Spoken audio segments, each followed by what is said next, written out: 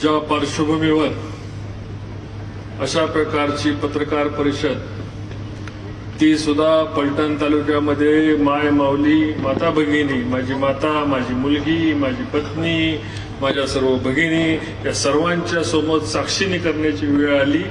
त्याचं कारण ज्या पीडित डॉक्टर भगिनींची या तालुक्यामध्ये आत्महत्या झाली, त्यांचा जीव त्या ठिकाणी तळमळला। त्याचं कारण काय असेल? रणजित निंबाळकर कुणाचं कॅरेक्टर असोसिएट करण्यासाठी इथं आलेला नाही किंवा कोणा कॅरेक्टरचं पोस्टमॉर्टम करण्यासाठी इथं आलेला नाही आणि करणारही नाही। तो माझा स्वभावही नाही। त्या बिचाऱ्या माझ्या डॉक्टर भगिनीसाठी माझी सर्वांना विनंती की एक क्षण आपण सगळ्यांनी उभं राहू आणि श्रद्धांजली वाहू।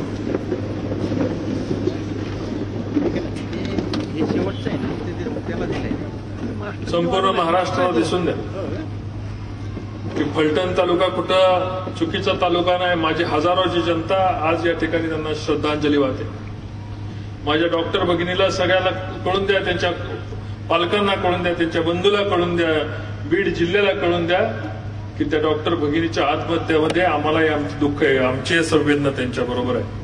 मी श्रद्धांजली या ठिकाणी त्यांना वाहतोय आणि आपण सर्वजण उभं राहिला। आपल्याला खूप खूप धन्यवाद। ओम शांती शांती। प्रथमतः या पत्रकार परिषदेचं स्वरूपाच्या पत्रकार परिषद चालू करण्याच्या पूर्वी पत्रकार बंधूंचं मी मनापासून या ठिकाणी स्वागत करतो। माझ्या हजारो भगिनी या ठिकाणी आलेल्या आहेत, त्यांचं स्वागत करतो। माझे सर्व बंधू या ठिकाणी आले, त्यांचं स्वागत करतो। ज्या माझ्या भगिनी सुषमाताई या ठिकाणी आल्या, त्यांनाही आपण निमंत्रण दिलं होतं। त्यांच्याविषयी जरी कुणी अपशब्द वापरले असतील, त्या माझी महाराष्ट्राची भगिनी, मी त्यांची जाहीर व्यासपीठावर मी त्यांची क्षमा मागतो। तो आपले संस्कार नाहीत, आपली संस्कृती नाही। आपण राजकारणामध्ये उतरल्यानंतर आपलं चरित्र हे लोकांचं चरित्र असतं, पब्लिक कॅरेक्टर असतं। लोकांना प्रश्न विचारायचा अधिकार असतो आणि तो कोणालाही आहे। मग हा प्रश्न विचारतोय, तो प्रश्न विचारतोय, याच्यामधून आपण मागं सरावं हा माझा स्वभाव नाही। म्हणून म्हटलं की ज्याला ज्याला आज प्रश्न विचारायचे त्याला कुणाला नाराज करणार नाही। कुणीही चुकीच्या पद्धतीने माझ्यावर ज्यांनी आरोप केले त्यांना परवाही मी विनंती केली होती, आजही विनंती करतो। गेले 1 वर्ष झालं आपण एकच घोषणा दिलेली आहे, आपल्याला बदलाव आणायचा आहे, बदला घ्यायचा नाही।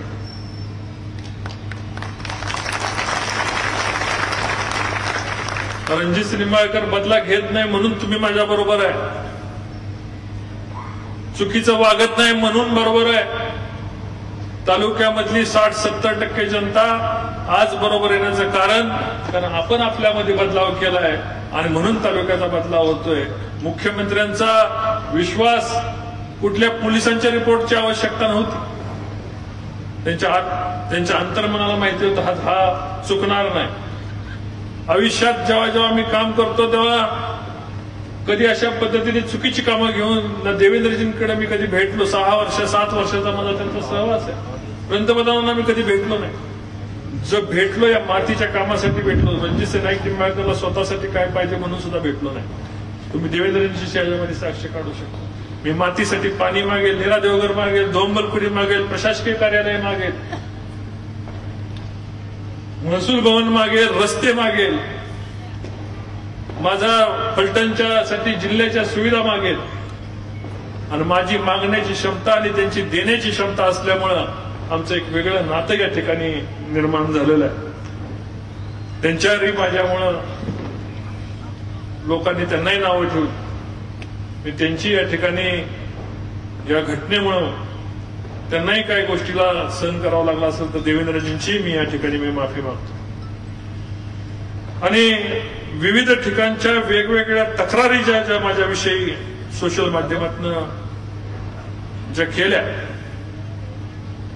त्यांच्याबद्दलची उत्तरं इलेक्ट्रॉनिक याच्यावर देण्याकरता मी माझ्या सहकारी टीमला विनंती करतो.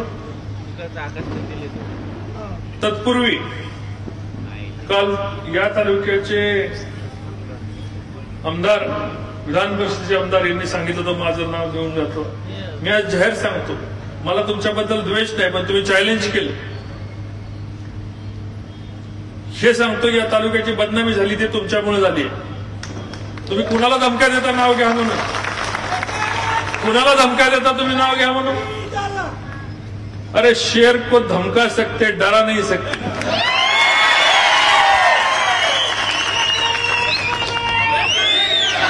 तुमच्या कर्तुतींचा पाडा वाचायचा असेल त्याला ही सभा पुरणार नाही, त्याला पुन्हा यशवंतराव चव्हाण हायस्कूलला जावं लागेल. बरोबर आहे ना? मी माझ्या सहकार्याने विनंती करतो, तत्पूर्वी हा कॉर्डलेस माईक कसा लावायचा कोणीतरी येऊन मला इथे लावा, म्हणजे मलाही त्याच्याबरोबर फिरता येईल.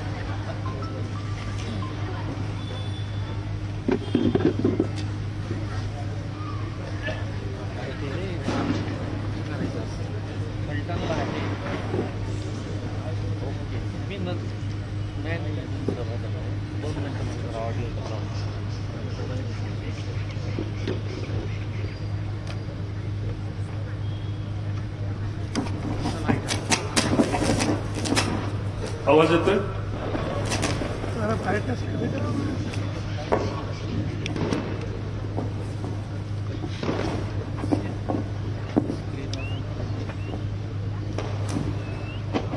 चलो श्री गणेश राईट साईडला घ्यायचं. ओके, खालीच घ्यायचं का? खाली घ्या.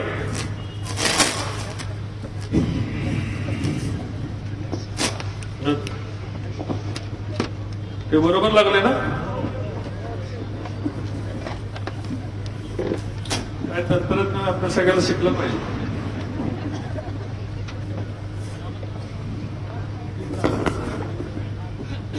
हे पण का बरोबर आहे? स्वराज मी सगळ्यांचे आरोप वाचणार आहे. दिगंबर आगोनेंच्या विषयीच्या, त्याच्या पत्नीचे आरोप वाचणार आहे. नंदकुमार ननवरे यांच्या आत्महत्येच्या विषयी बोलणार आहे. मुकदमांच्या आरोपांच्या विषयी बोलणार आहे. तुमच्या आता ताईच्या आत्महत्येच्या विषयी बोलणार आहे. आणि याच्यानंतर पत्रकारांनी कुणी काय विचारलं तर त्याच्याविषयी बोलणार आहे. स्वराज नागरी पतसंस्थेच्या विषयी पहिला आरोप की दिगंबर आगोने यांच्या विषयी त्यांच्या पत्नी त्या नेहमी बोलतात. महिला असल्यामुळे आपण त्यांचा सन्मान ठेवतो आणि मी यापुढेही ठेवत राहणार. माझी एक ऑडिओ क्लिप फिरते, ते तीन वर्षापूर्वीची ऑडिओ क्लिप आहे. 2 ते 3 वर्षापूर्वीची. एक सुद्धा शब्द चुकीचा गेलाय का? ती ऑडिओ क्लिप मध्ये सुद्धा त्यांनी तोडून म्हणून वापरली. जेवढं पाहिजे तेवढंच दाखवलंय. मी काय म्हणणं होतं ते दाखवलं नाही, पण त्या माझ्या भगिनीला माहिती नाही की माझ्याकडे पण त्याची क्लिप आहे. ती मी पूर्णपणे आज ऐकवणार आहे. दिगंबर आगोने यांनी आपण स्वराज पतसंस्थेमधून त्यांना 1 कोटी रुपयाचं कर्ज दिलं होतं. 60-70 लाख रुपये त्यांनी फेडल्यानंतर जेव्हा विधानसभेची निवडणूक झाली आणि दुसऱ्या दिवशी आम्ही जाहीर केलं की दिगंबर आगोनेशी माझा संबंध तुटला. इथले फलटणचे सगळे पत्रकार या ठिकाणी साक्षीला. मी कारखान्यावर 2-3 दिवसामध्ये बैठक घेऊन सांगितलं होतं की दिगंबर आगोनेला परत जवळ करणार नाही. त्याची कारण आहेत.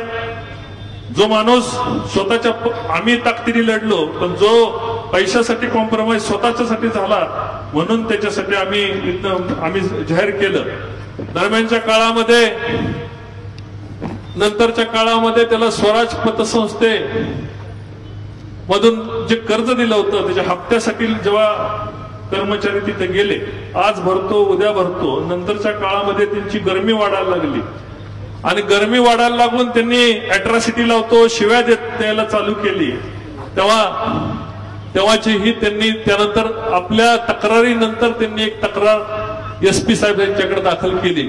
याच्यामध्ये म्हणतायत माझे वडील नामदेव आगोने यांच्यावर 226 कोटी रुपये कर्ज काढले. कोणाच्या सातबारावर कर्ज काढलं नव्हतं. 226 कोटी रुपये हे साखर कारखान्यावर कर्ज काढलं होतं. साखर कारखान्याची मालमत्ता आणि माझी मालमत्ता तारण दिली होती. दिगंबरचे माझे संबंध होते, त्यामुळे त्यांच्या वडिलांची आणि बाकीच्यांची साखरवाडीतली मालमत्ता सह तारण दिली होती आणि ती काढून पण दिली होती त्यांना. पण काढून द्यायच्या आतच एकाच ठिकाणी 3 बँकेचे बोजे त्यांनी चढवले आणि तिथून पुढे आमचा वाद चालू झाला.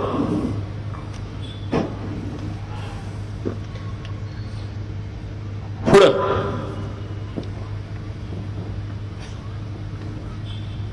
रणजितसिंह नाईक निंबाळकर यांनी 2013 मध्ये रणजितसिंह नाईक निंबाळकर चेअरमन त्यांची पत्नी जिजामाला नाईक निंबाळकर यांना निवडणूक लढवायची असल्यामुळे सन 2013 मध्ये कर्ज काढले आणि आर्थिक वर्षामध्ये त्यांनी पतसंस्थे सुरवडीमध्ये त्या जमिनीचा वाद चालू असल्यामुळे माझ्यावर बोजा दिसण्यासाठी बोजा चढवला.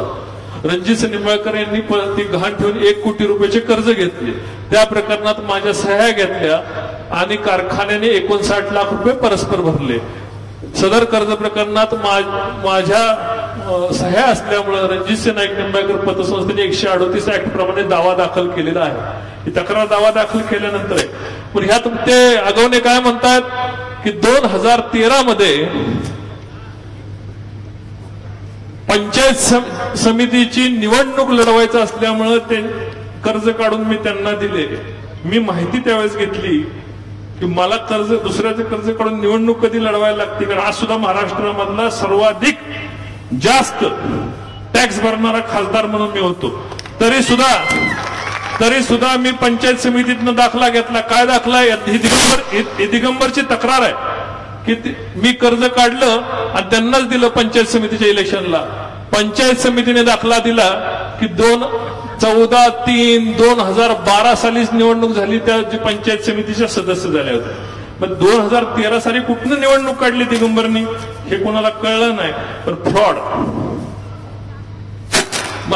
त्याच्यानंतर हे त्याच्या पत्नीचे म्हणते ना आम्ही कर्ज काढलं नाही, आमचं हे झालं. हे दिगंबरच्या सह्याचे सगळे नमुने अर्ज पुढे चला. त्याला थकबाकी भरण्याविषयीचं दिलेलं नोटीस, थकबाकी भरण्याविषयीचं दिलेलं नोटीस त्याच्या जामीनदारांना. त्यानंतर दिगंबर आगवणेंनी आम्हाला पतसंस्थेला परत उत्तर दिलं की दिगंबर आगवणे जे हेडलाईन डार्क केलेले तेच ते घेतलंय. दिगंबर रोहिदास आगवणे उत्तराने कळत आपल्या मार्फत 15 जून 2021 मध्ये कर्ज वसुलीचे नोटीस मिळाले. नोटीसीमुळे मला 1 कोटी रुपये रक्कम घेतल्याचे नमूद केले. कर्ज रक्कम 58 लाख रुपये व त्यावर व्याज 46 लाख ही मागणी केली. वास्तविक पतसंस्थेवरती नमूद केलेले कर्ज घेतले नव्हते. सादरची रक्कम माझ्या कोणत्याही खात्यावर जमा झाली नव्हती. आपल्या नागरी पतसंस्था मार्फत जमा झालेली नाही, त्यामुळे मी नागरी पतसंस्था कर्ज स्वीकारण्याचा संभव प्रश्नच येत नाही. पुढचा याच्यावर घ्या. 1 कोटी रुपये कर्ज कधीही प्राप्त झाले नाही. माझ्या विरुद्ध कारवाई करण्याचा अधिकार नाही. कोऱ्या सह्याच्या ताब्यात असल्यामुळे धनादेशाचा दुरुपयोग करू नये, फौजदारी दावा दाखल करू नये असं दिगंबर आगवणे म्हणतात. मी सह्याच केलं नाही, मी कर्जच घेतलं नाही. त्यानंतर आम्ही एसपी ऑफिसला, हे सरकार लक्षात घ्या पत्रकार बंधूंनो, हे सरकार महाविकास आघाडीचं होतं. रणजितसिंह निंबाळकरच्या विरुद्ध अनेक अर्ज झाले, 20-25 अर्ज झाले. त्यातला हा पहिला का दुसरा अर्ज असेल तर त्याच्या वेळेस त्यांचं मॉर्गेज डीड आम्ही त्या ठिकाणी दिलं. हे दिगंबर आगवण्यांचं मॉर्गेज डीड आहे. पुढे चला. हे पैसे कुठं दिले दिगंबर आगवण्यांना? सातारा जिल्हा मध्यवर्ती बँकेमध्ये चेकने दिले आणि दिगंबर आगवणेंनी ते पैसे अशा पद्धतीने चेकने काढून दिले. हे मी म्हणत नाही. रामराजे नाईक निंबाळकर ज्या बँकेचे डायरेक्टर आहेत त्या डायरेक्टर असणाऱ्या बँकेमध्ये हे चेक दिला होता. इथून त्यांनी टप्प्याटप्प्याने पैसे काढून दिले होते. मी पैसेच घेतले नाही. आता त्यांच्या खात्यातनं त्यांनी 5 चेकद्वारे पैसे काढून दिले. आम्ही नेऊ शकतो का? पुढं त्या पावत्या बँकेचं स्टेटमेंट आहे, सातारा जिल्हा मध्यवर्ती बँकेचं. पुढं मग यांनी न्यायालयात आमच्या विरोधात दावा केला. रणजितसिंह निंबाळकर संपूर्ण संचालक मंडळ की हे खासदार आहेत, हे ते अमकय तमकय, आणि मग माझ्यावरनं खोटं प्रकरण करतात. न घेता पैसे लादले म्हणून न्यायालयाने चौकशीच्या अंती 156(3) खाली तक्रार दाखल घेऊन तपास करावा असे आदेश दिले. ह्यांच्या ह्या तक्रारीवर हे दिगंबर अगवणेची तक्रार हे नंतर आपापसात संघटन करून 1 कोटी रुपये तत्काळ मंजूर केले वगैरे वगैरे वगैरे. पुढे घ्या. ही त्यांची दिगंबर अगवणेची तक्रार आहे. त्याच्यानंतर FIR दाखल झाला संचालक मंडळाच्या विरुद्ध माझ्यासहित तत्कालीन मी संचालक असं त्यावेळेस नव्हतो पण त्याच्या आधी संचालक होतो. माझ्यावर FIR दाखल झाला. पुढं नंतर मान्य न्यायालयाने जी चौकशी केली पोलिसांनी चौकशी नाही केली. पोलिसांना जाब जबाब विचारले आणि जाब जबाबामध्ये न्यायालयाने त्याची बिसमरीची ऑर्डर पास केली. काय केली? बिसमरी म्हणजे खोटा गुन्हा दिगंबर अगवणेने दाखल केलेला आहे आणि त्यांना 183 अंतर्गत त्यांना शिक्षेसाठी ठेवलेलं आहे. आता सुद्धा शिक्षेसाठी ठेवलंय. कधीही शिक्षा लागू शकते. जे पतसंस्थेवर आरोप केले त्याला न्यायालयाने त्याचं मत ऐकलं. आमच्यावर गुन्हा नोंद करायला लावला. चौकशी केली आणि नंतर बिसमरी ऍक्ट आणि ही तारीख आपण सगळ्यांनी तारीख बघावी. 26/2/22 काहीतरी तारीख आहे. सरकार महाविकास आघाडीचं होतं. देवेंद्रजींचं सरकार नव्हतं. श्रीमंत रामराजे सभापती होते. पुढं ही ऑर्डर आहे. पुढं चला. ठीक आहे. बी फायनल ऍक्सेप्टेड. JMFC न्यायालय फलटण. पुढे चला. त्याच वेळेस पोलीस खात्यामध्ये मला 21 वेळा बोलवलं कारण सरकार त्यांचं आर्थिक गुन्हे शाखेने माझी चौकशी केली. त्या चौकशीमध्ये गैरअर्जदाराचं म्हणणं अर्जदाराचं म्हणणं हे आमचं म्हणणं हे अर्जदाराचं म्हणणं आणि चौकशीतली वस्तुस्थिती काय अर्जदार यांनी 1 कोटी रुपयाचा RTGS-द्वारे घेतलेले आहेत. रक्कम घेतल्याचे मान्य करतात पण वीज कंपनी कोजन यासाठी दिला अशी पुढवाढ विचारत रक्कम उत्तर दिली. परंतु तसं न करता वैयक्तिक खात्यावर सदर आयुर्वेद ट्रेडर अर्जदार यांना थकीत बिलापोटी वर्ग करून त्याने रेकॉर्डर उपलब्ध केले. अर्जदार यांच्या पैशाचा व्यवहार एकमेकांच्या संगनमतीने झाला. कर्जदारांनी पैसे स्वीकारले. कारखान्याच्या बिलापोटी खात्यावर गैरअर्जदारांनी भरले. फौजदारी गुन्ह्याचा प्रकार दिसून येत नाही. त्यांनी सांगितलं की त्या दरम्यानच्या काळामध्ये काय झालं होतं की त्यांनी 65 लाख रुपये बघ्यासाठी भरले होते आणि 65 लाखातले फोनवरूनच सांगितलं आम्हाला की तुम्ही मला काय बघ्यास नकोय. कुठनं तरी कर्ज मिळालं होतं. बघ्यास नकोय पैसे 59 लाख रुपये भरा. त्याच्यावर वेगळा आरोप केला की 59 लाख रुपये माझे परस्पर माझ्या कर्ज खात्यावर भरले. आमच्या नाही त्याच्याच कर्ज खात्यावर भरले होते तरी सुद्धा आरोप केला होता. तक्रारी. पुढं आता त्यानंतर आरोप केला होता की 7 ते 8 कोटी रुपयाची खोटी बिलं आम्हाला मारली कारखान्याने त्यांचा 5,72 लाख रुपयाचा चेक न्यायालयामध्ये भरला होता. 138 प्रमाणे कारवाई केली होती. त्यानंतर त्यांनी जिल्हा याच्याकडे उपाधीक्षक आर्थिक गुन्हेकडे अर्ज केला की मी बिलं घेतलीच नाही. लास्ट याला कॉलम मध्ये आपण वाचू शकता की काय म्हणताय त्याच्यामध्ये शेवट एकंदरीत अर्जदारांनी उपस्थित केल्या मुद्द्यात तथ्य दिसून येत नाही. हे सगळं संक्षिप्त चौकशी झाली. 21 वेळा मला बोलवलं होतं. मी कधी बोललो नाही. पुढं तेच ते म्हणतात की आमच्या जमिनीवर 226 कोटी रुपये कर्ज काढलं. ते पिंपळवाडी इथे सेंट्रल बँक इथे लास्ट पॅरेग्राफ होता. बोजा कर्जदार विनंतीनं आर्थिक 19-20 मध्ये चढवला होता. 22 मध्ये सेंट्रल बँक ऑफ इंडियाने रेकॉर्डवर प्राप्त आहे. अर्जदार कारखान्याचे व्हाईस चेअरमन भागीदार कोणतंही आश्वासन दिलं नव्हतं. एकंदरीत अर्जदारांनी उपस्थित केलेल्या मुद्द्यात तथ्य आढळून येत नाही. ह्याच्या वेळेसही सरकार महाविकास आघाडीत होतं. चलो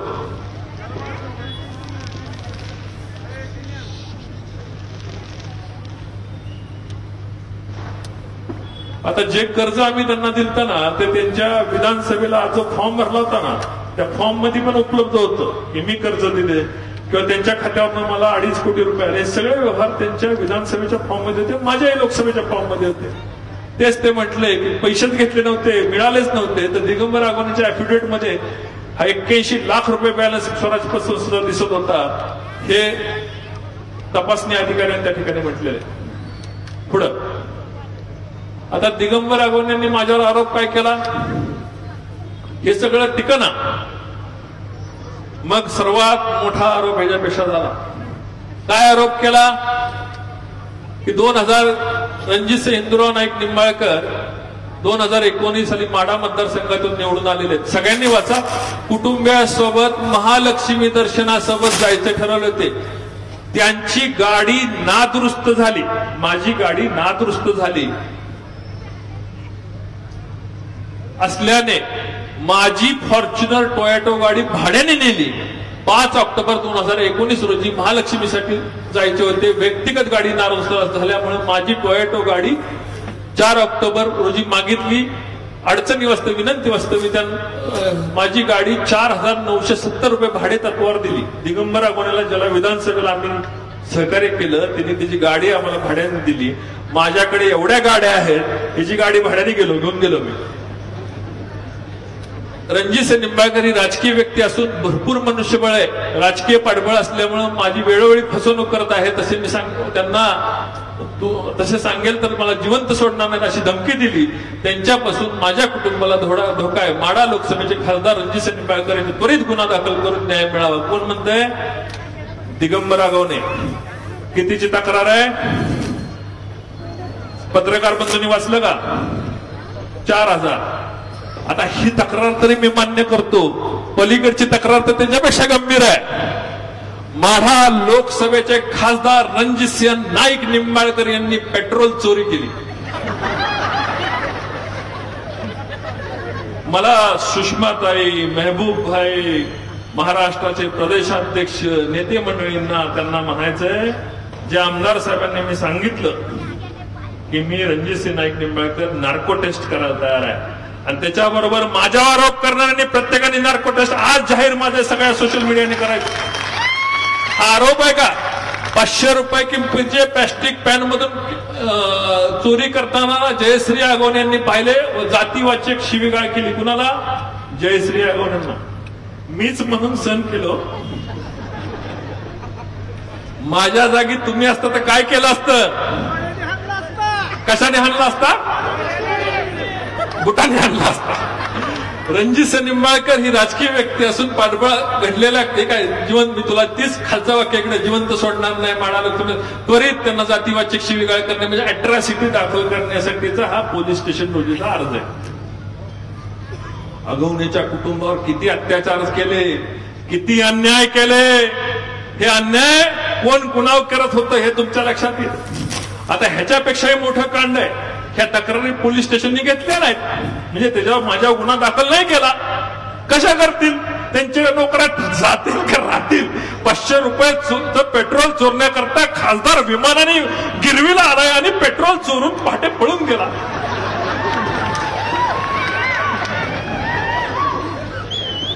हे झालं नाही.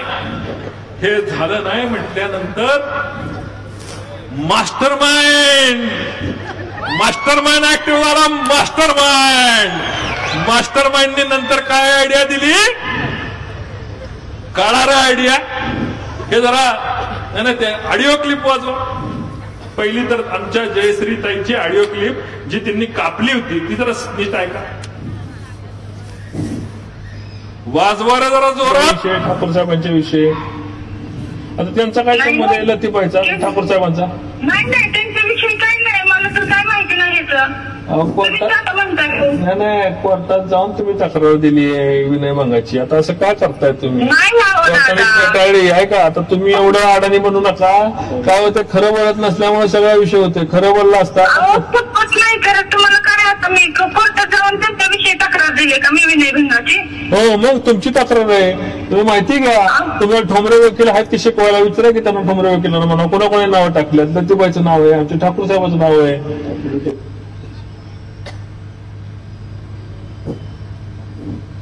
ही ती विनयभंगाची तक्रार. आरोपी नंबर 1 रणजितसिंह हिंदूराव नाईक निंबाळकर.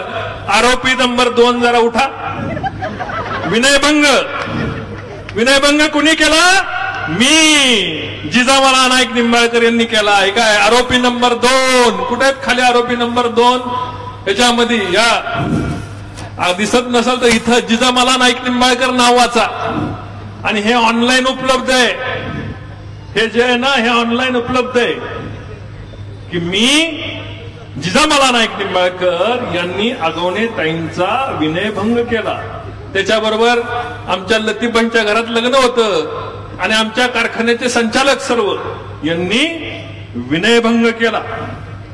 आता कोर्ट त्यांना विचारत होतं की विनयभंग मी एकटा करेन, ह्या कशा करतील?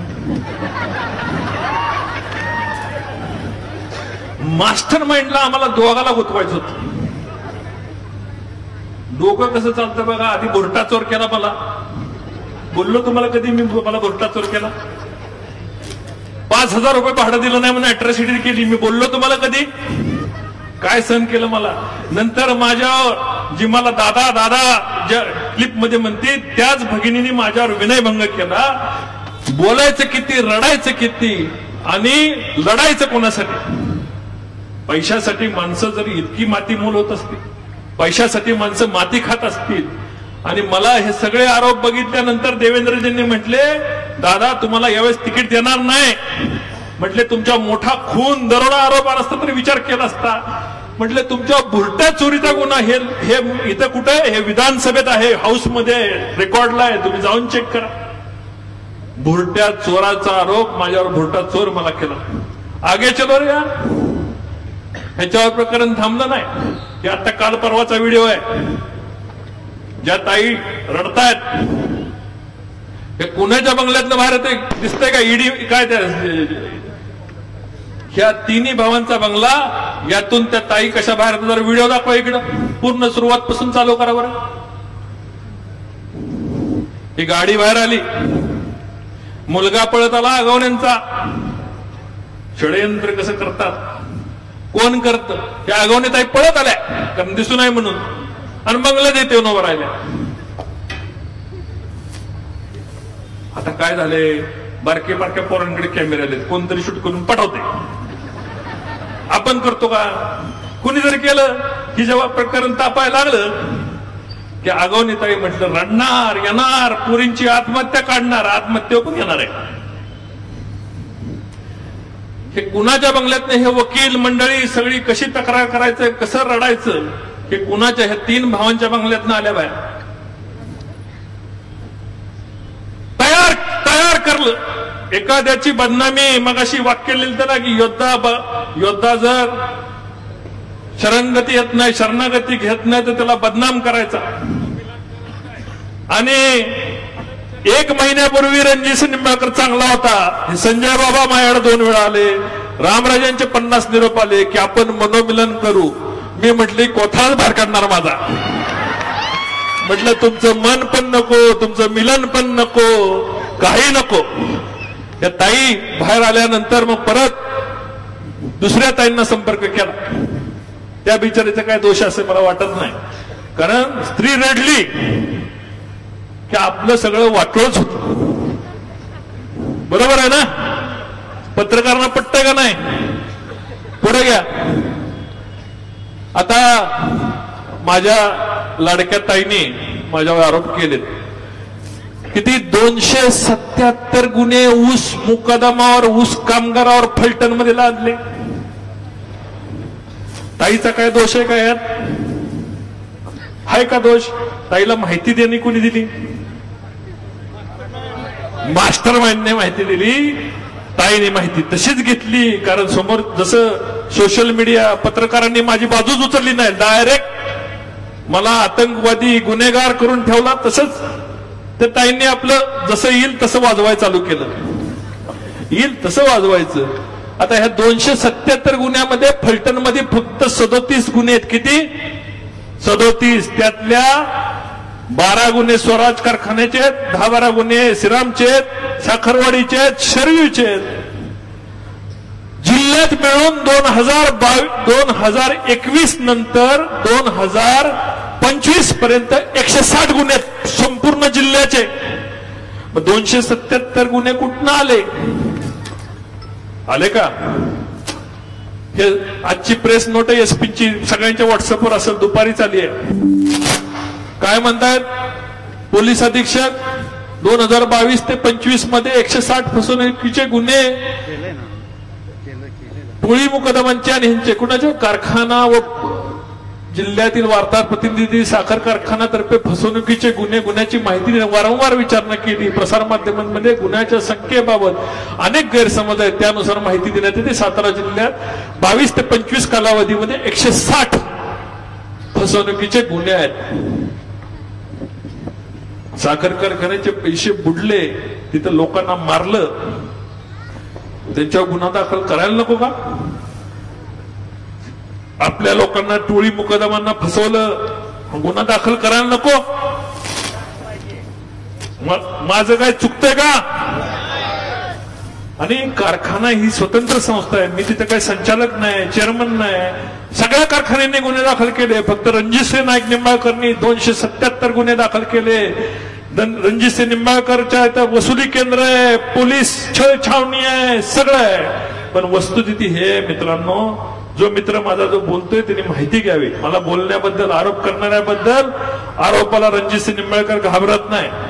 आणि गुन्हा केला तर शिक्षेलाही घाबरत नाही, पण गुन्हा नाही केला तर कुणाच्या बापाला घाबरत नाही.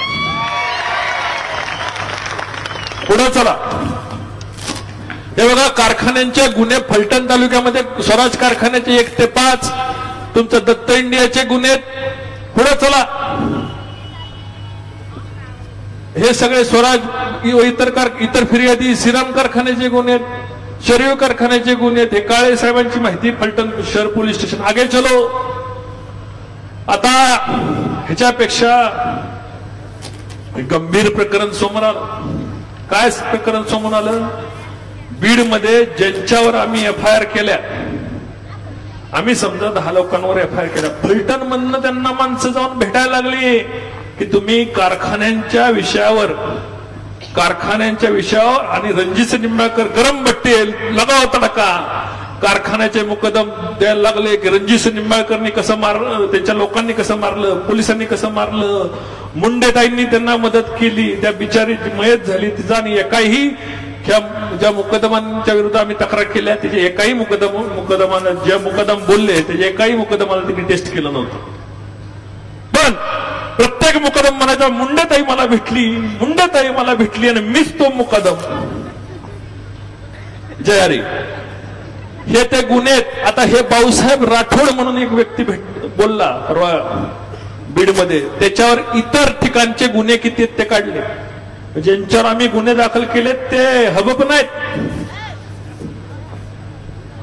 सगळ्यांनी, पत्रकारांनी बघावं. हे भाऊसाहेब राठोड तो जो बोलला त्याची ही परिस्थिती.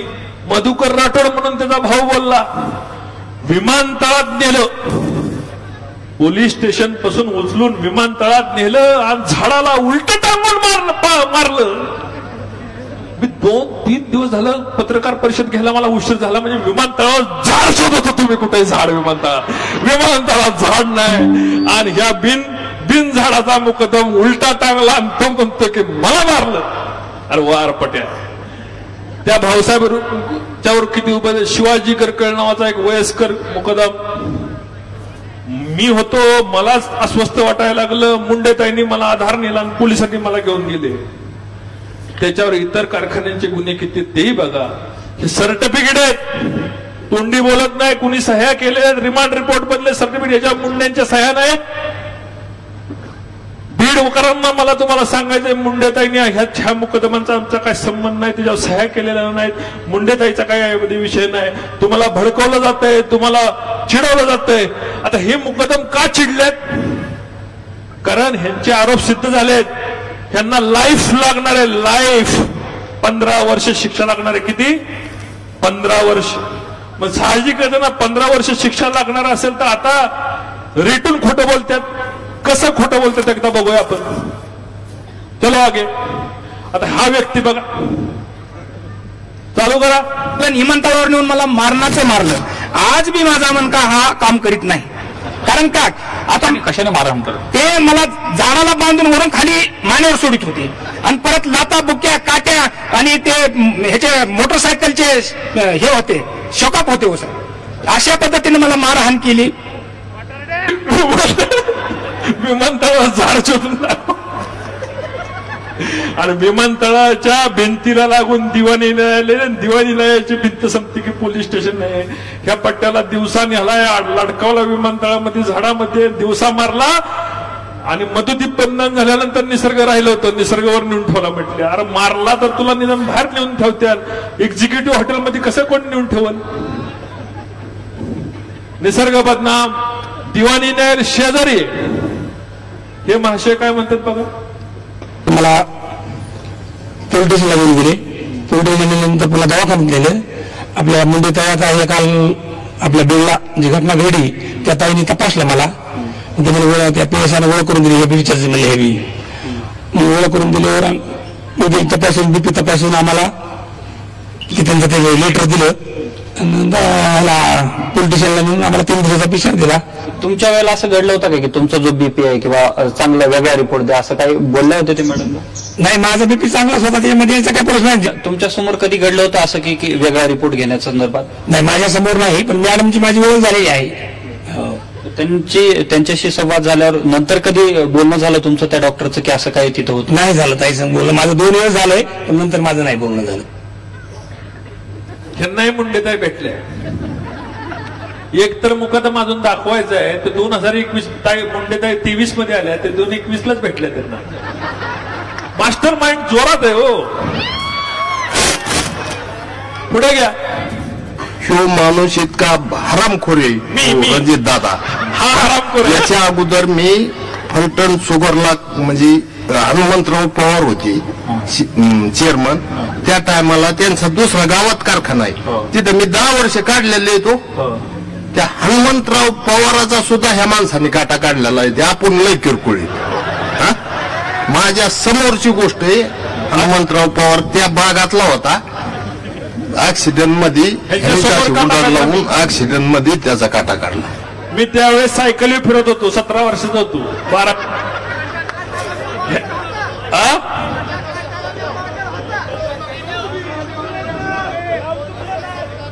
1997 साली त्यांचा मृत्यू झाला होता. मी 18-19 वर्षाचा असेल. आणि अशा परिस्थितीमध्ये हे महाशय म्हणते माझ्या समोर हनुमंतराव पवारांचा काटा काढला. जय हरी. आगे चलिए. आता या संपूर्ण प्रकरणामध्ये एका अर्जावरती महिला डॉक्टरने उल्लेख केला होता ज्यांनी सुसाईड केलं. या संपूर्ण प्रकरणामध्ये एका अर्जावरती महिला डॉक्टरने उल्लेख केला होता ज्यांनी सुसाईड केलं, आत्महत्या केली, की फिट अनफिट सर्टिफिकेट देण्याच्या संदर्भात त्यांच्यावर खासदारांच्या 2 PA येऊन दबाव टाकला. ते सगळं प्रकरण तुमचं होतं का? हो. माझं प्रकरण होतं.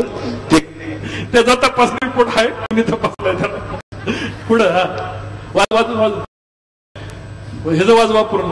या संपूर्ण प्रकरणामध्ये एका अर्जावरती महिला डॉक्टरने उल्लेख केला होता ज्यांनी सुसाईड केलं, आत्महत्या केली, की फिट अनफिट सर्टिफिकेट देण्याच्या संदर्भात त्यांच्यावर.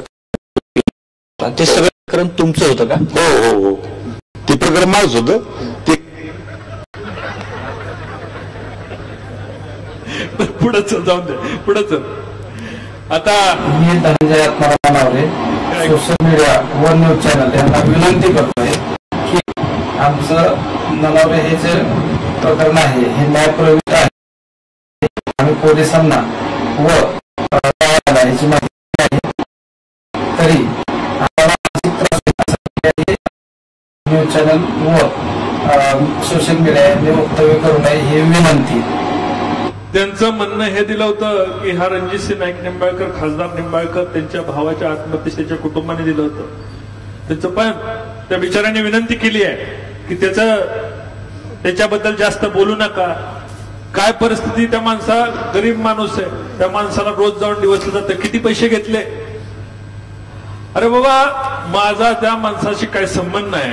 त्याच्या कुटुंबाने दुसऱ्या दिवशी जबाब दिलेले आहेत. त्याच्या तोंडात शब्द घातला.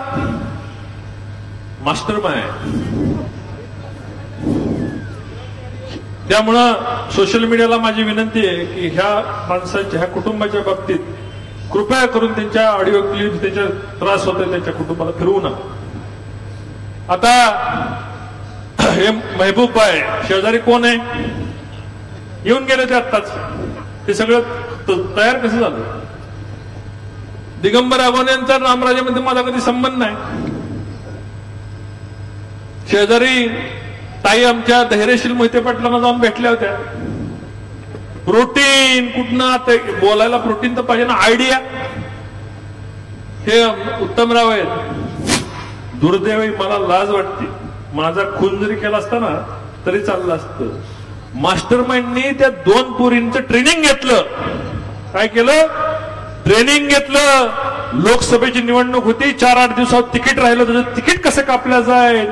त्या पोरींना नकली आत्महत्या करायला लावली, स्वतःच्या दवाखान्यामध्ये आणून ऍडमिट केलं. आणि हिथं ती काय ठिकाणा म्हटलं, डॉक्टर हसायला लागलं, पुण्याला घेऊन गेले. ही परिस्थिती म्हणजे रणजितसिंह निंबाळकर पेट्रोल चोर, रणजितसिंह निंबाळकर विनयभंग करणारा, रणजितसिंह निंबाळकर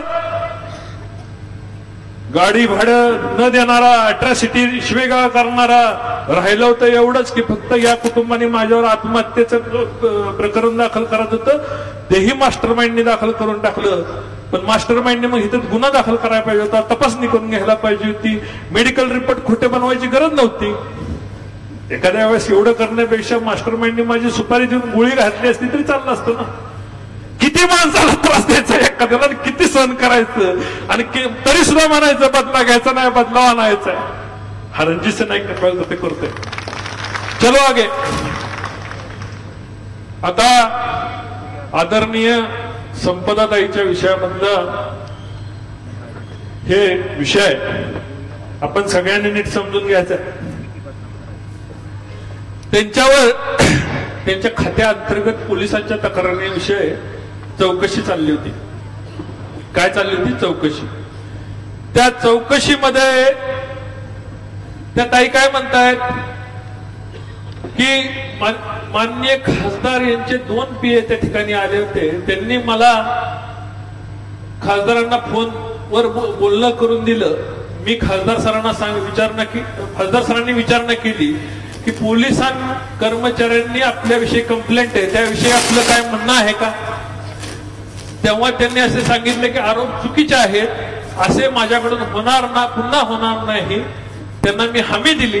एवढंच वाक्य मास्टर माइंडला सापडलं. आणि तो खासदार, हे वाक्याचं कधीच 4 महिन्याचं, ते मेडिकल डॉक्टर आहेत.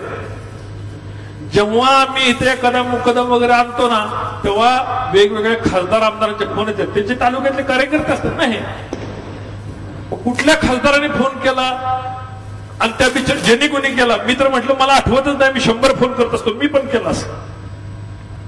ह्याच्यामध्ये गैर काय? पण खासदारांनी त्यांच्या PAने दबाव आणला. 6 महिन्यापूर्वीच्या दबाव आणलेल्या ताई मधुदीप हॉटेलला जाऊन स्वतःच्या हस्ताक्षराने हातावर लिहून गुन्हेगारांची नावं गळ्यात फास ऐकून ह्या PAच्या दबावामुळे आत्महत्या करू शकेल का? करू शकते का? आणि ह्यात काय म्हटलंय, पोलिसांनी तुमच्या तक्रार त्यांच्याविषयी चालू होती त्याच्याविषयीची माहिती त्यांनी घेतली होती. मी खासदार नाही, 1.5 वर्ष झालं पडलोय. पण ठीक आहे, ह्याच्यामध्ये गैर नाही की फक्त एवढंच की संपदा मुंडेच्या आत्महत्या दाखवायची, सगळ्या चॅनलवाल्यांनी फास दाखवायचा आणि माझा फोटो शेजार दाखवायचा. जय हरी. पुढे चला. आता फोन करणाऱ्या त्याच्या कुटुंबाने स्टेटमेंट दिले की कोण PA वाजवा. त्यांचे खासदार असा आपण उल्लेख करताय, पण त्यांचं नाव तुम्हाला माहिती आहे का? कोणाविषयी आपण बोलतो? नाही सर, नाही माहिती. अच्छा, मग ते फलटणचे खासदार होते हे कशावरून तुम्ही सांगताय? कुठल्या आधारावर तुम्ही हे सांगताय की ते फलटणचेच खासदार होते? ते कदाचित त्याच्या ओळखीच्या असावेत, कारण त्यांच्या आधी पण त्यांचे फोन यायचे. अच्छा, खासदारांच्या PAची नावं आपल्याला माहिती आहेत? हिवरे का काहीतरी असं सांगितलंय, पण कन्फर्म मला माहिती नाही.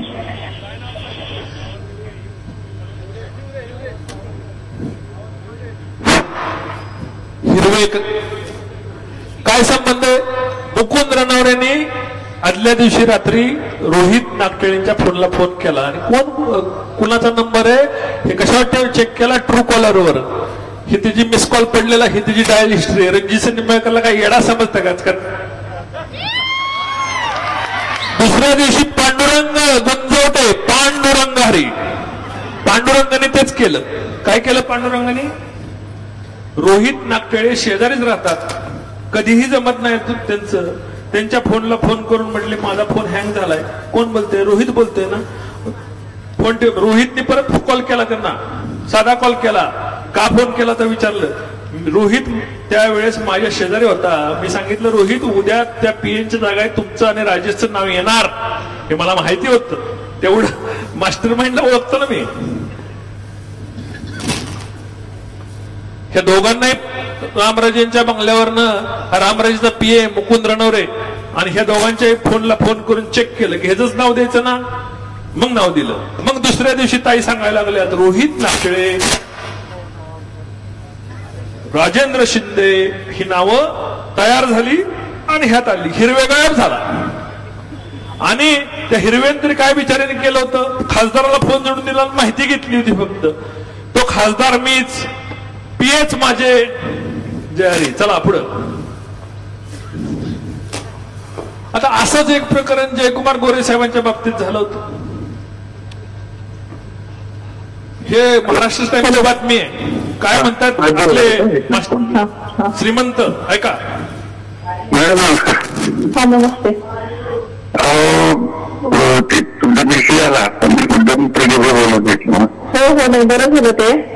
मी पण काय ते परत इतकं आपण तुम्ही धाडस केलंय ते माझ्या डोक्यात म्हणजे आता एक काम करा, तुम्ही घरीच थांबा. प्रदीप तू गाडी आणली नाही बा, तो येईल तुमच्याकडे.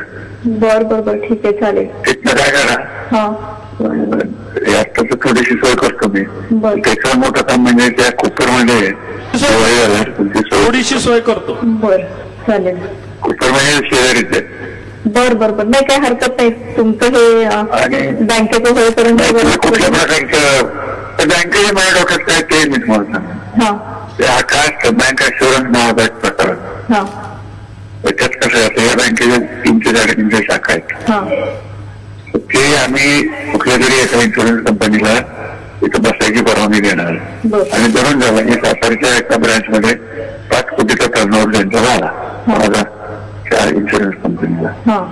17% पैसे आम्हाला बँकेला मिळणार. तिथं आम्ही काय करणार होतो, ती इन्शुरन्स कंपनी जी कोणी येईल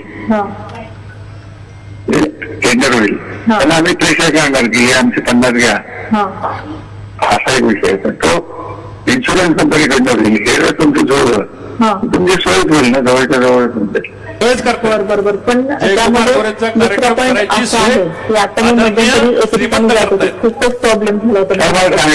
प्रदीप भाऊला मी बोलले होते सगळं, तर ह्याची माणसं येऊन तिथे सांगून गेली की तुम्ही त्या बाईला.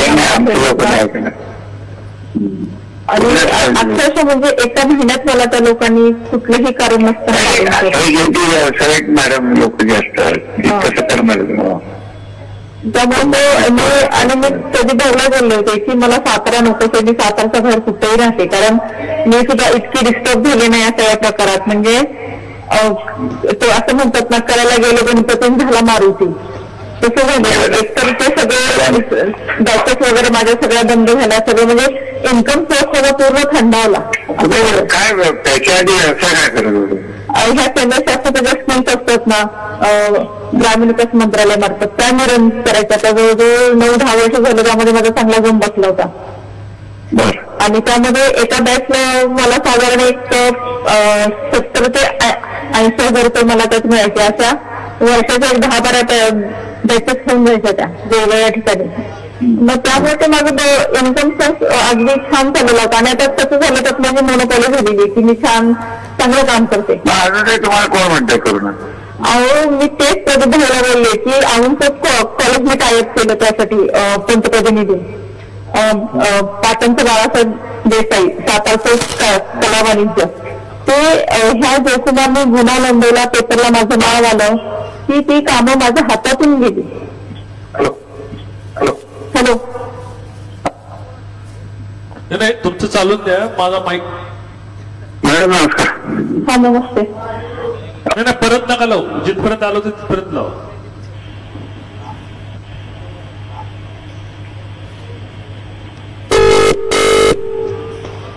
दुसरी. हॅलो चला म्हणजे एक पण बोला. चला पत्रिका असल्या तर लवकर द्या. चला बरोबर तारीख एवढ्यात मिळणार नाही, मला वेळ नाही, मी आज 2 दिवसांनी परत तारीख हॅलो हॅलो, मोहिते बोलते मी सातारावरून. मी आता घारगे काकांच्याकडे जाऊन आले, तर ते म्हटलं तू फोन कर, मी त्यांना बोललोय म्हणून. तर मग आम्ही दोघं मिळून करू ना, तुम्हाला काय पाहिजे? फलटणला येऊन भेटून जाऊ का मी, म्हणजे मला तुम्हाला डिटेल सांगता येईल. आधीच लक्ष असते. मला ना ते कॉलेजला ती स्कीम एक रन करायची आणि त्यामध्ये मला चांगले मिळतील. औंधच्या कॉलेजवरती, औंधच कॉलेज आहे ना राजा श्रीपती, त्यावरती रन करायची आहे. कारण ते प्रायव्हेट कॉलेज काहीतरी. हो हो, त्यांना काय मी सांगू शकतो. हो ना, पण सांगेन मी, पण ते थोडं अवघड होईल.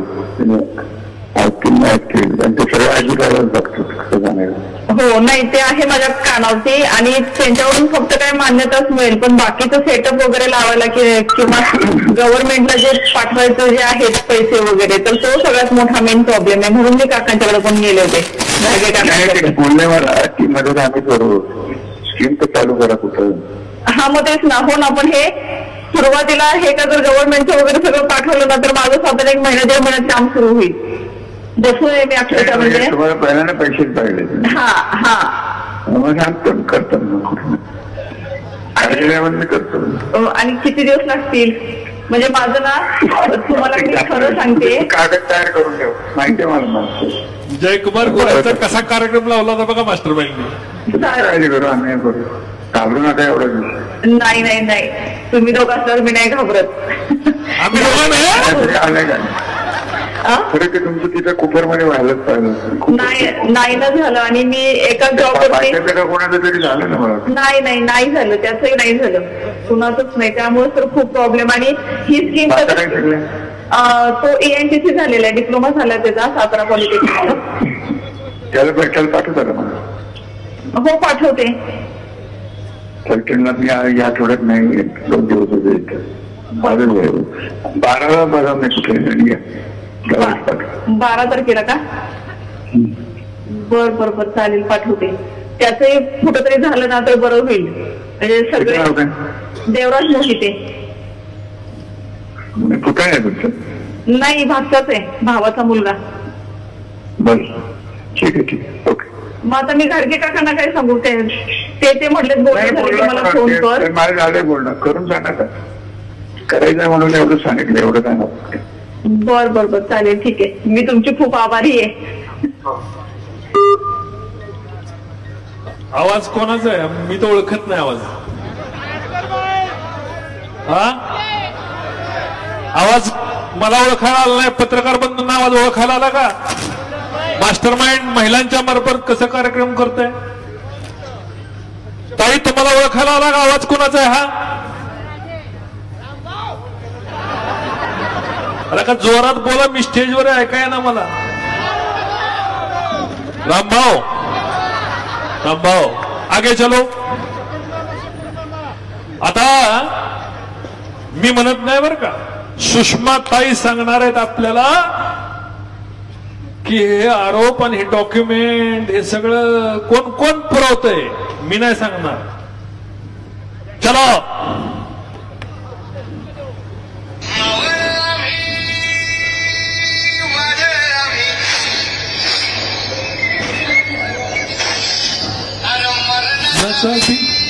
शस्त्र किती आहेत बघा, रिव्हॉल्वर किती आहेत, तलवारी किती आहेत, जंबिये किती आहेत.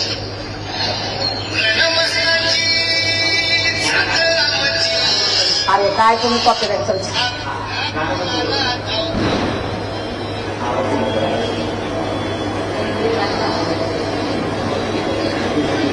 काय भीती आहे या माणसाला? कुणाची भीती आहे? कोणाचं आहे ना? मी नाही सांगत आहे. ताई जरा सांगा, कोण करते फलटणची बदनामी?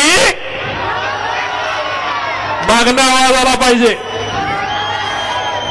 हा समोर उभा असणारा 500 रुपये पेट्रोलचा चोर कुणी निर्माण केला?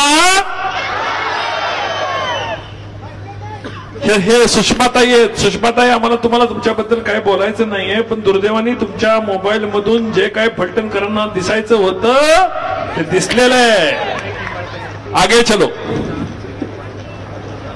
आणि सगळी शस्त्र दर दसऱ्याला पुजणार आहे. एक सुद्धा शस्त्र बेकायदेशीर नाहीये, ताई काळजी करू नका. सगळ्यांची माझ्याकडे स्पेशल लायसन्स आहे. रणजितसिंह निंबाळकर जुनी शस्त्र बाकी शस्त्र करण्याकरता विशेष लायसन्स धारण करतोय, त्यामुळे जास्त शस्त्र बाळगण्याची माझ्याकडे परवानगी आहे. बरं, परत क्लिप लावा. वन्स मोर म्हणतायत.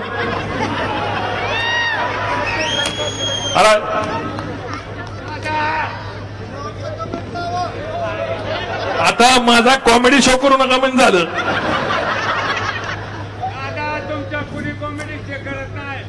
हे लावा रे परत ती.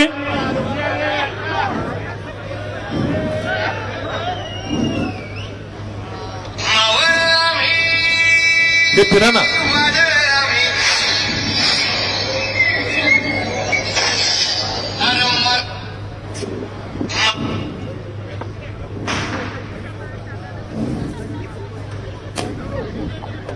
न्यूज 18 ला बघायचं आहे. पहिली दुसरी ही जी मुलाखत जेव्हा दिली शस्त्रांच्या बद्दल, जरा काय होतंय टेक्निकल प्रॉब्लेम.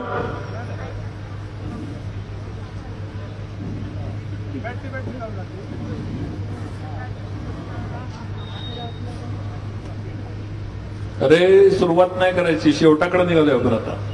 एकदा ह्या भस्मासुरांचा शेवट करायचा आहे.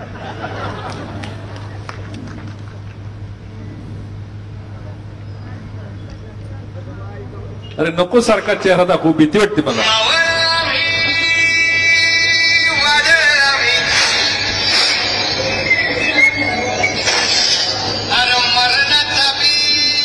शस्त्र किती आहेत बघा. रिव्हॉल्वर किती आहेत, तलवारी किती आहेत, जंबिया किती आहेत.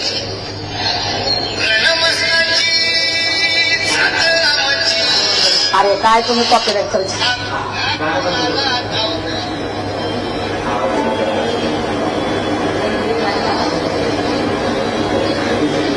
काय भीती आहे या माणसाला. कुणाची भीती आहे, कुणाची भीती आहे, ह्याची भीती आहे. आता जायचं का पुढं. चला पुढं. आपल्या ताईविषयी कोणी काय बोलायचं नाही, तिची चूक नाही. आगे चलो. मी चांगला एंटरटेनमेंट शो करू शकतो अशी मला वाटायला लागलेली. धंदा बदलायचा काय बघा. तुम्ही जर मला जवळ नाही केलं तर मी इंडस्ट्री चेंज करून दुसरीकडे जाईन. आता काल ते म्हणाले होते की ह्याला 96 कुळी असल्याचा अभिमान आहे. हाय 96 कुळी ओरिजिनल नाईक निंबाळकर आहे, काय शंका आहे का. 1200 वर्षाचा इतिहास खाली येतोय आणि डुप्लिकेट नाही, मिक्स नाही, काय नाही, काय नाही. ओरिजिनल 96 कुळी आहे. हाय तर हाय, कशाला चिडताय. आगे चलो. दत्त नाही, मला काय बोलायचं नाही. हे जे संभाजीराव जे आमच्या मूळ होते, बन्यासाहेब म्हणजे माझे पंजोबा, म्हणजे निळकंठराव धनेचे वडील. रघुनाथराव हा त्यांचा पुतण्या म्हणजे मालोजीराजे, म्हणजे माझ्या आजोबाचे मालोजीराजे. तिकडे इकडे घ्या. माझ्या आजोबाचे मालोजीराजे कोण आहेत. तिकडून आलेत, आमच्या घरात आलेत. कोण आलेत. इथं मालोजीराजे दिसत आहेत का. इथे आहेत मालोजीराजे. कोण आहेत हे. माझ्या आजोबांचे सख्खे चुलत भाऊ. मालोजीराजेंचे वडील आणि माझे पंजोबा हे सख्खे भाऊ आहेत. हा निंबाळकरच नाही, नाईक निंबाळकर नाही. आसूला गेलं की शिवरूपराजांना म्हणायचं शेवटी घर आमचं आहे. करमाळ्याला गेलं की म्हणायचं हे मलठणचं आहे, आमचा काही संबंध नाही. एक ठिकाणी कुठंतरी एकत्र येऊन द्या. पण मी ओरिजिनल आहे. चला पुढं.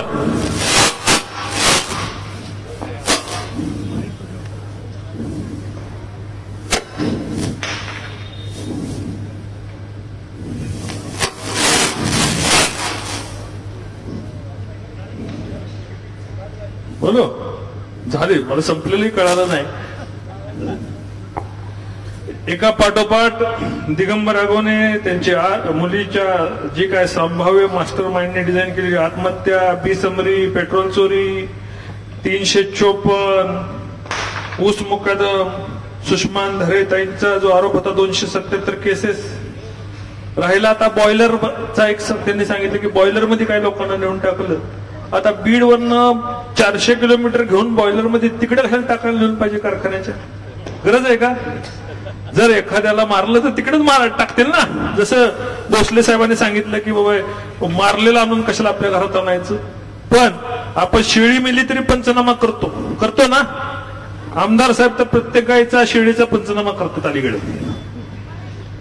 आणि मग माणूस एखाद्याच्या घरामध्ये मेल्यानंतर पंचनामा होत नाही का? असा कुठली कथा ऐकली का बॉयलर मध्ये टाकलं वगैरे? आणि हा बॉयलर आमची कंपनी चालवत नाही, थर्मॅक्स नावाची कंपनी चालवते. स्टीम आम्हाला काढून देते. 1 लाख कोटीची कंपनी, 10,000 कोटी प्रॉफिट आहे त्याचा. किती? 10,000 कोटी. 1 लाख कोटीचं व्हॅल्युएशन आहे, 10,000 कोटी प्रॉफिट आहे. 250 माणसं त्यांची काम करतात. म्हणजे माणूस आणायचा, 150 फूट बॉयलर वरती न्यायचा आणि मग त्यांच्या ताब्यात द्यायचा आणि मग टाका मारायचं. म्हणजे 250 माणसं डोळ्याला पट्टी बांधून करतात.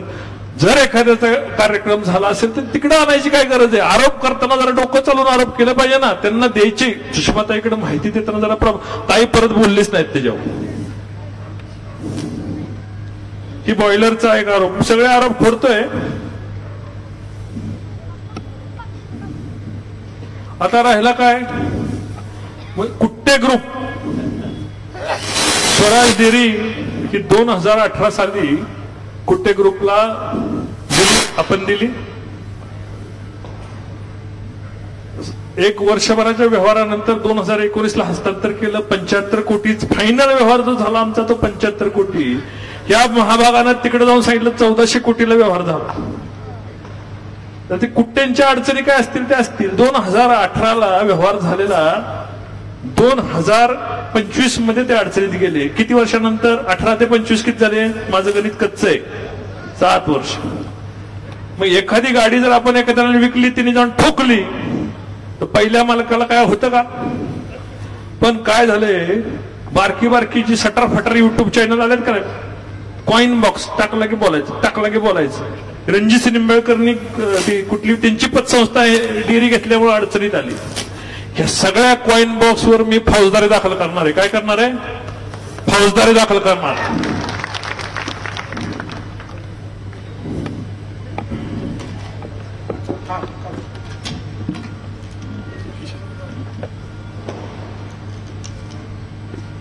किती बदनामी करायची, काय करायची, किती सहन करायची लिमिट आहे.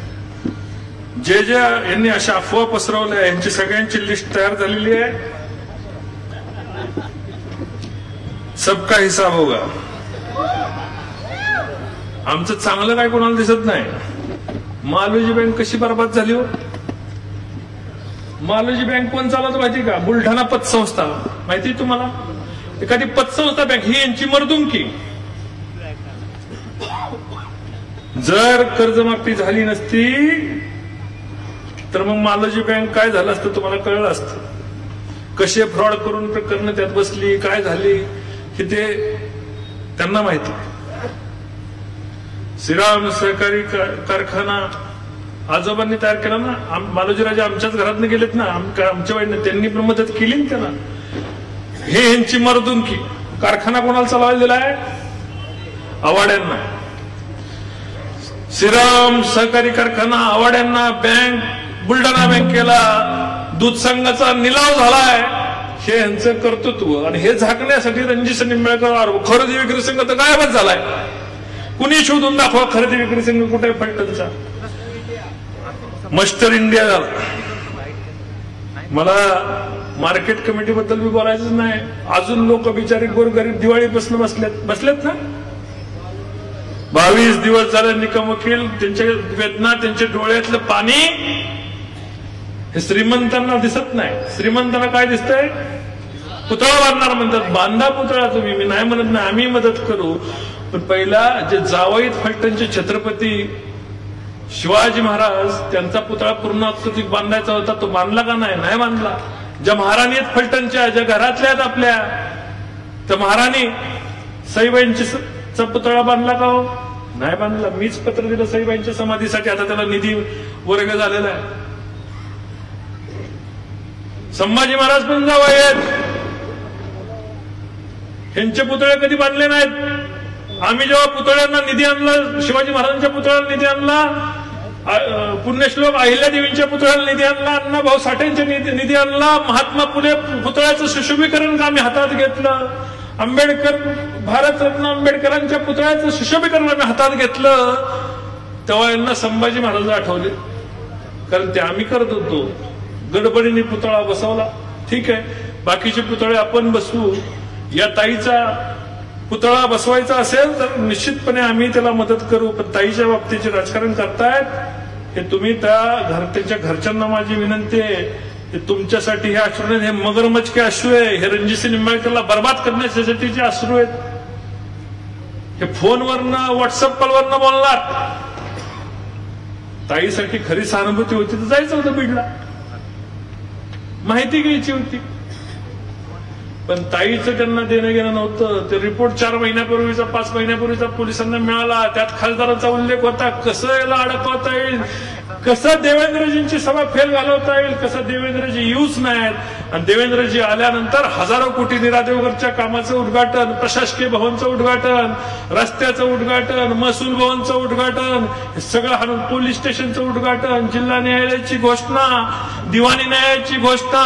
फलटण बदलतंय, हे बदलतं फलटण त्यांना सहन होत नव्हतं. म्हणून डोक्यातनं आयडिया कशी आली की ह्याला सगळा खेचायचा. मग ऊस मुकदमांच्या ज्यांच्या एफआयआर झाल्या त्यांना बोलवलं, कोण कसं बोलावलं, आत्महत्या करा लोकांच्या पुढे केल्या, यांच्या आत्महत्येला मला जोडलं. दुर्दैव आहे फलटणचं या माणसाने नाव खराब केलं. तिन्ही भावांनी नाव खराब केलं. कोण झाकायचा आणि कोण उघडायचा असला प्रकारच नाही. त्यांना सर्वसामान्य माणसं पुढाला, आम्ही गरीब कुटुंबात पुढालो. मालोजीराजे जरी आमच्या कुटुंबातनं गेले असतील तर आमची अवस्था आम्हाला माहिती. माझ्या वडिलांनी हॉटेलमध्ये 13व्या-14व्या वर्षी बाहेर पडून हॉटेलमध्ये काम केलंय, साखर कारखान्यामध्ये काम केलंय, स्वतःच्या मनगटाच्या जीवावर संसार उभा केलाय. आणि त्यांच्या पोरांनी ह्यांनी कारखाने भाड्याने दिलेत आणि ह्या पोरांनी कारखाना त्यांच्या नावाने उभा करून दाखवला. ह्याचं कधी कौतुक नाही. आम्ही काय बाप जादाच्या पैशावर, आजोबाच्या पैशावर आलेलं नाही. रणजितसिंह निंबाळकरने तर काहीच घेतलेलं नाही. आज यांचे धंदे काय, जुनं ऐकायचं. शिरीचीवाडी म्हणून गाव आहे, जावली गाव आहे, डोळेवाडी गाव आहे. महसूल मंत्री कोण झालं आणि कुणी कुणाचे शिक्के टाकले, लोक हजारो लोकांच्या जमिनी एका दिवसात कब्जा कशा केला. दानच पाहिजे. मला त्या 500 एकर MIDC त्या पुजारींनी मला सांगितलं. मी त्यातनं 4-5 वर्षापूर्वी राजीनामा दिला. पण मी सरकारला सांगितलं ते MIDC करा. 25,000 पोरांना काम देईल, लाख पोरांना काम मिळेल, ती जमीन फुकट घेऊन टाका. रुपयाला कोणाचा मिंदा नाही. हजारो कोटी रुपयाचे टर्नओव्हर झाले, रुपया कोणाचा राहिला का शेतकऱ्याचा. मी गप्प बसतो, बिलं मिळत नाही म्हणून सांगतात. मी कधी बोलायला जात नाही, कारण नुसते घाणच बाहेर निघते तोंडात. चांगलं कधी निघत नाही, कशाला सारखं बोलायचं. ही सरकारी नाही. ही बहीण, त्या बहिणीच्या माझ्यामुळे चुकून कुठं तिच्याविषयीचं चरित्र हनन होऊ नये म्हणून मी शांत बसलो, नको बोलायला 3-4 दिवस.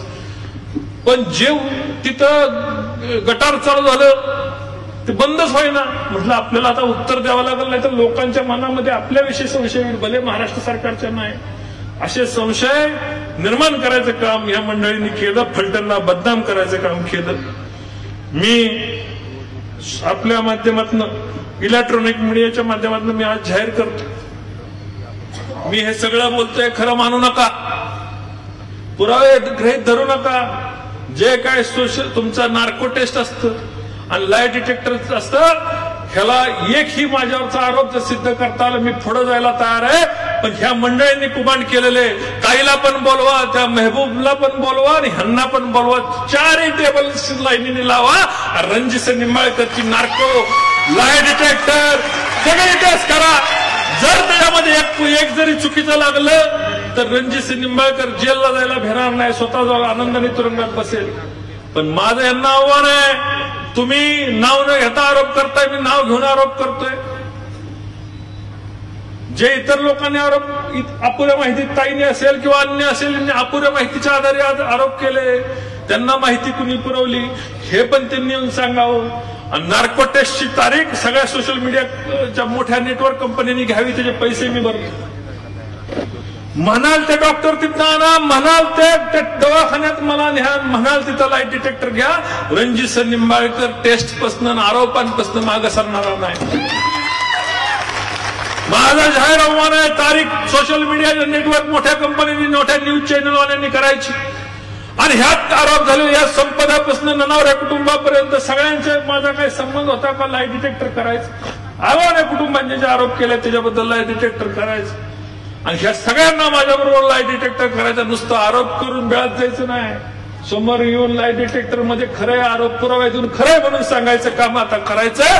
पैसे रणजित निंबाळकर भरायला तयार आहे. माझ्या मुख्यमंत्र्यांनी मला क्लीन चिट दिली, ही क्लीन चिट ही माझ्या चरित्र बघून दिलेली आहे. आणि त्यांच्या क्लीन चिटला सुद्धा अडचण नको. होऊन जाऊन द्या नार्को टेस्ट, होऊन जाऊन द्या light detector test. Ranjit Nimbalkar तयार आहे, तुम्ही कुणाला घाबरणार नाही. माझ्या भगिनी या ठिकाणी उपस्थित, माझी बहीण या ठिकाणी, माझी आई या ठिकाणी, माझी पत्नी या ठिकाणी, माझी मुलगी या ठिकाणी, माझे भाऊ या ठिकाणी.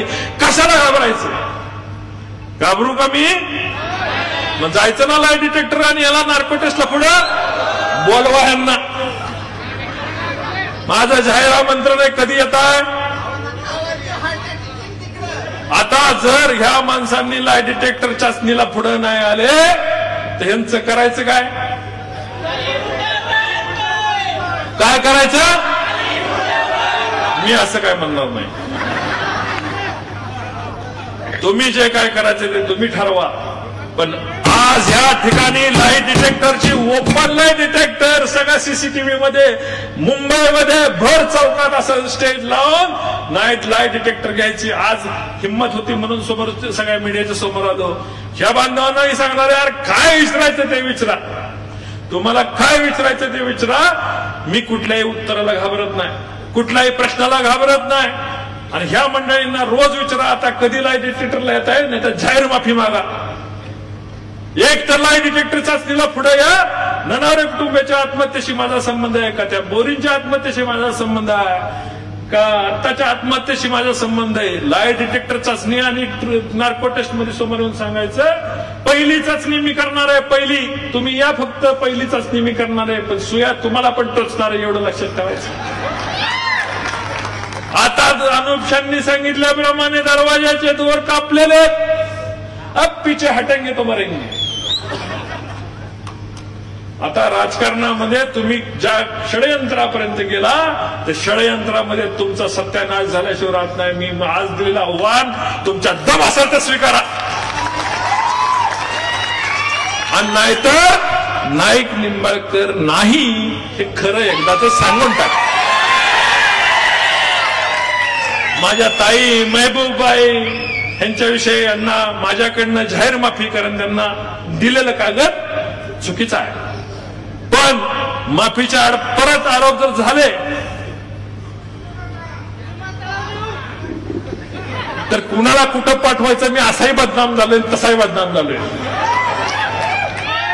बरोबर आहे ना? सांगतात ना 277 केसेस करतात, आता 277 केसेस करून दाखवतो. आणि सगळ्याचे पैसे, वकिलांचे पैसे भरण्याची ताकद परमेश्वराने माझ्याकडे दिलेली आहे. बरोबर आहे? तुमचं समाधान झालं का? तुमच्या चाचणीत पास झालो का? तुमची शंका आहे का? नक्की नाही ना? मग हात वरती करून सांगा मग आमची शंका नाही. मीडियाला माझी विनंती, जरा कॅमेरा फिरवा. मीडियाला माझी विनंती, जरा कॅमेरा फिरवा.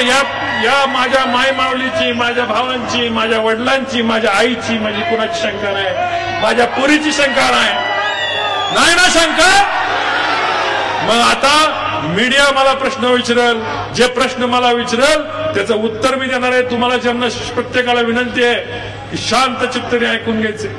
मीडियाला मला सांगायचंय की फक्त एकच विनंती आपल्याला सगळ्यांनी या ठिकाणी करायची की एक प्रश्न कोणी विचारला तर दुसरा प्रश्न त्याने तो विचारू नये, तो सोडून प्रश्न विचारा, एवढीच विनंती आहे. बाकी जो दिल में पूछ लो. परत मला नाही पाहिजे छातीमध्ये की विचारलं नाही. आज तुमची छाती मोकळी करून जे पाहिजे ते विचारा. जय हिंद, जय महाराष्ट्र.